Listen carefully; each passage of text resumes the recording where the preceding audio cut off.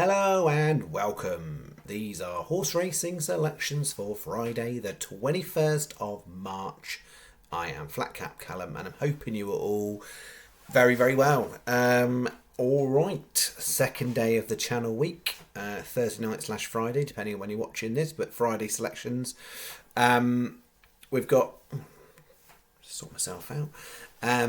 We've got four selections. I've got it to. At one point, I was actually even thinking, is this even going to be a no bet? Because I'd gone through the jump stuff, and there was one I just scraped in at Musselburgh, and then I went through everything else bar Dundalk and thought, oh, I got nothing really for the channel. So I found three more at Dundalk. So we're borderline Dundalk special. One Musselburgh, three Dundalk. It's a Yankee. Unlike kind of Thursday when we had two big price ones are a little bit punty, these are, 3 out of 4 of the total horses come under the banner of kind of 14, 15 runner handicaps, quite tight. So we need a bit of luck on our side. And there's one horse in there, a bit rogue, Dundalk, which is running in a 3-year-old maiden. So different kind of gig. 950 is the stake on the Yankee. That is what's coming up. Plan would be the video is much shorter. I'm not planning to do some long old ramble this night. So we will spin through the review of Thursday. We'll do Friday. There's a couple of things I was going to mention based on some stuff in the comments from Thursday. All right. Review. We started on a positive for the week, which was nice.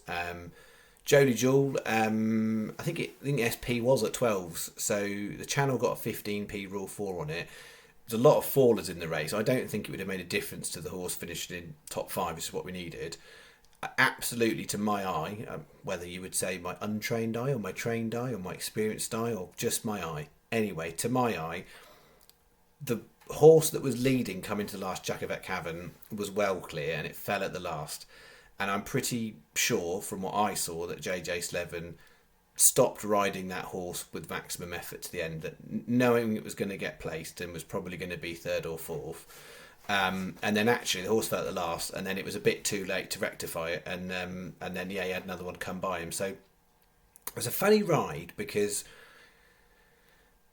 that race is like a qualifying race for handicap at Punchestown, but there's no way I would say that Jolly Jewel's got enough high enough in the ratings to actually get in that race. It's too low in the ratings. So although it was qualified for that one, and you know some people might go, well, maybe they just want to get it qualified and do something. I think the fact it looked like it was not going to win the race, it was a bit of a let's save it for another day, because I still think the handicap mark's got good mileage on it. So I have had a little bit of a plot through trying to go, right, where would you go with the horse? Because it's not can't go in anything really valuable. But yeah, just looking at some of that sort of spring to, well, early summer if you get to as far as Galway. And yeah, I didn't really see an option at Punchestown for it that I thought was probably quite right. But then I think on the 3rd day of Galway, there's a 2-mile 6 handicap. So I wonder about something like that. So what I'm saying to you is I think this horse will definitely be one we will keep an eye on and may well reappear at some point in a future staking plan, because I think there's more to come. 412, another 15p Rule 4. But great run from Getaway Charlie. It was backed in. If you take and count for the 15p Rule 4, then you're talking about we were on at 34 to 1. So the fact it went off at I think it's 14s, there was a fair bit of money support. And I mentioned following the yard last night, when money comes for their horses, that's often a positive thing for that particular yard. Not always the case, but that is for that yard. Ran a funny race because it actually was just off the pace, which is not what I said and not what the horse has ever done before. So eventually sort of dropped it back and then pushed it in, but it was going really well at one point. But yeah, just got beaten by one better, so that was a nice start. And then we were on to can we get in the second place for Time to Dazzle and score ourselves 300 quid? But no, the race went out as I said. There was this one and the horse I still can't remember what it was called, French sounding name. They'd go off the front. The odds-on favourite would be in the middle, and the other two at the back. That's how it started. Ours went off very keen, to be fair, and keenness took it to the third fence, and that was it. Just looked a bit wide. I don't know if it was the cheap pieces, but not to be. So 10 on, 7 on, 17.28 back, 10.28 profit to start our week. So either you go, that's £10 profit, great, or you go, well, that makes up for Saturday's losses, or that gives him the £10 to play on Friday. I don't know. All I'm saying to you is a profit, and that was a nice way to start the week. So let's go to Friday. This is what I have come up with for Friday. Starting at Musselburgh, I had a good look at Musselburgh. I do normally like that meeting. So the North Series final stuff, and I've only come up with one horse. They often are quite tight races, but there's this interesting 425. There's 15 runners, which is not ideal, and you can definitely get 16 to 1 in places there. But I think the fair price for the channel was 12s. I think Bet365 and Paddy, I think maybe were 16s, so they were before I uploaded. But I tried to practice saying this horse's name. Anamanda, right? It might be easy for some. For a dyslexic person, that is not an easy word to read. Anamanda, right? Anamanda, that's what we're saying. Was it Nick Alexander Bruce Lynn? I think that's what it is. There's two ways I was looking at that horse, and either way I was happy to put in the bet. So one way was it's run 3 times over at 3 miles, all at Musselburgh, and been competitive off the same or similar mark each time. I think it's come a second and a third and a fourth or something like that. So if you just took it on that basis, it's got experience over course and distance, more than a lot in the race. So, if it puts in a good performance, that could be good enough to frame.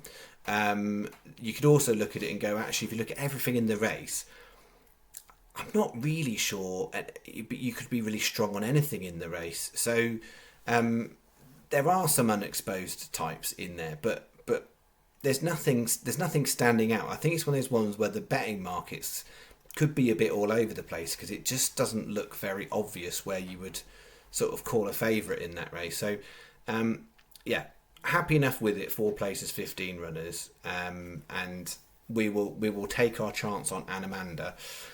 So that is in, because what was I? Yeah, I think it was all I was going to say on that one. It was something. Was it breeding? What? Yeah, breeding wise, funny horse. Breeding wise, actually, if you look at the breeding of it, at first glance, you think, well, surely that's a flat horse, and it was a flat horse. But it has got one relative that did go up to 3 miles on the jumps, even though most of it is flat stuff. So it's not your most obvious bred horse, but it's quite a low mark. So let's see how we go. 5:45 Dundalk, a bit of a rogue. It's a maiden. It's a 14 runner maiden, which is really not. I'm not in love with that as a race concept, but 14 runners. They're all 3-year-olds, and you've got a quite clear odds on favourite.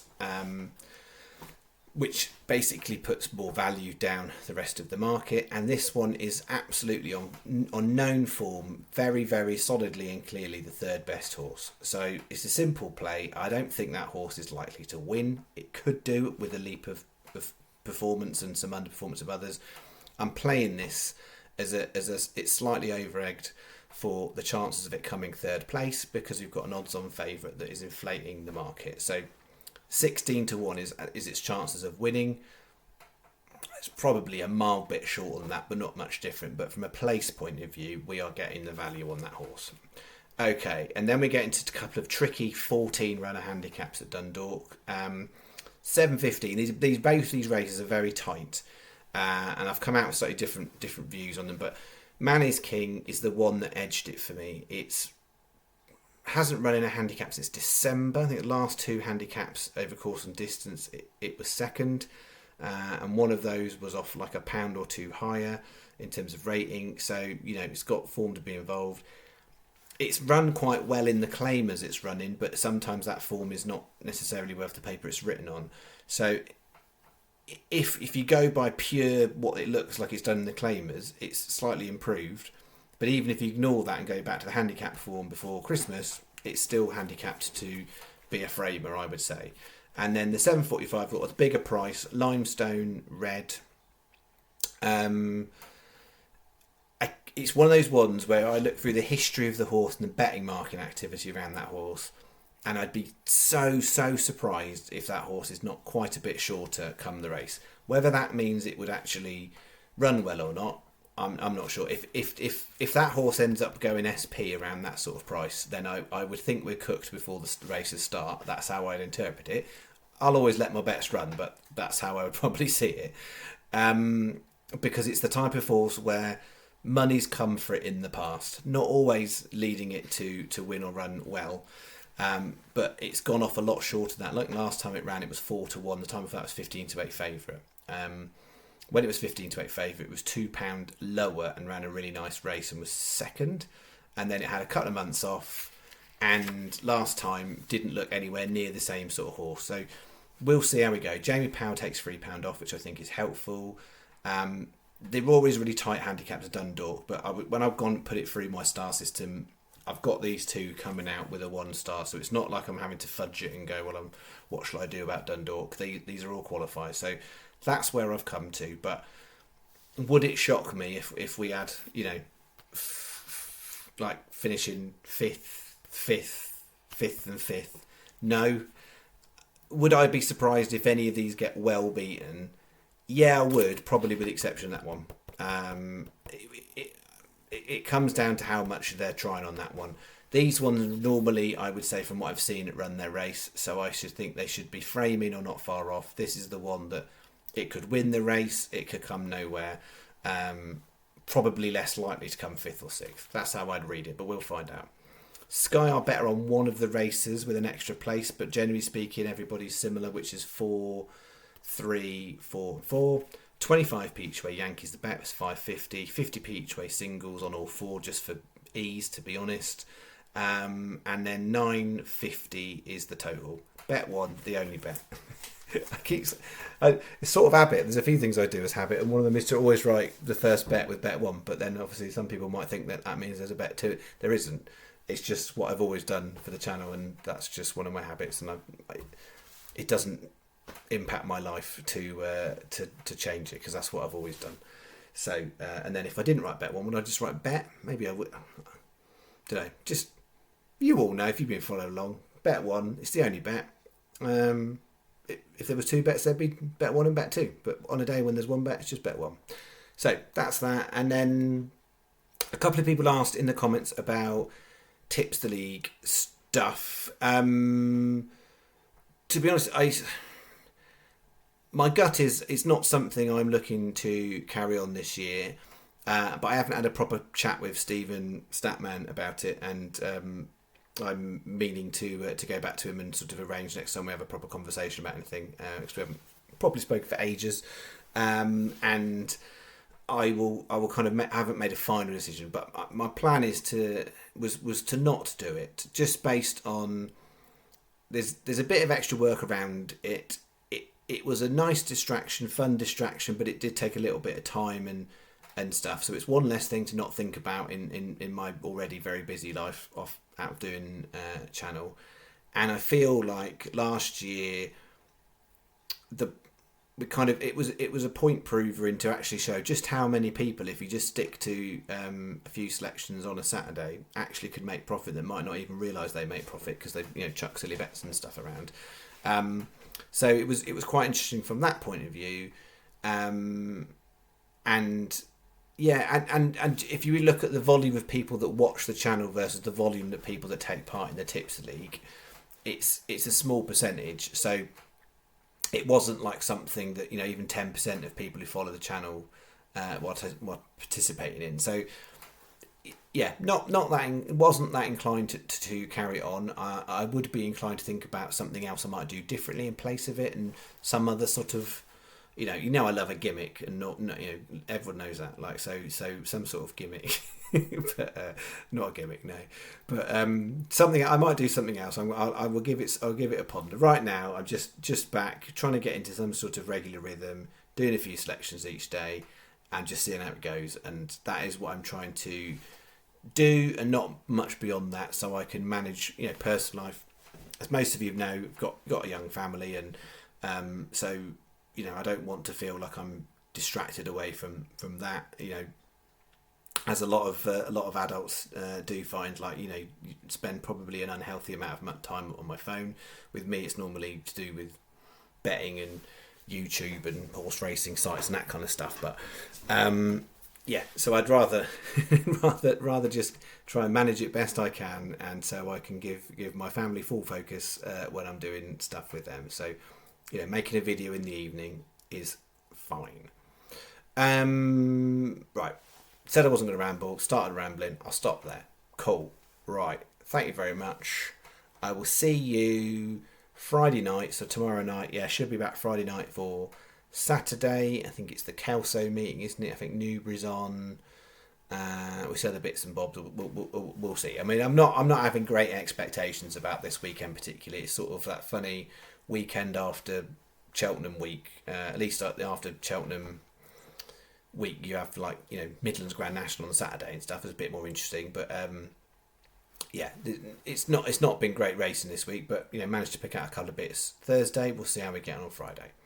All right, thanking you. See you in the next video. Bye bye.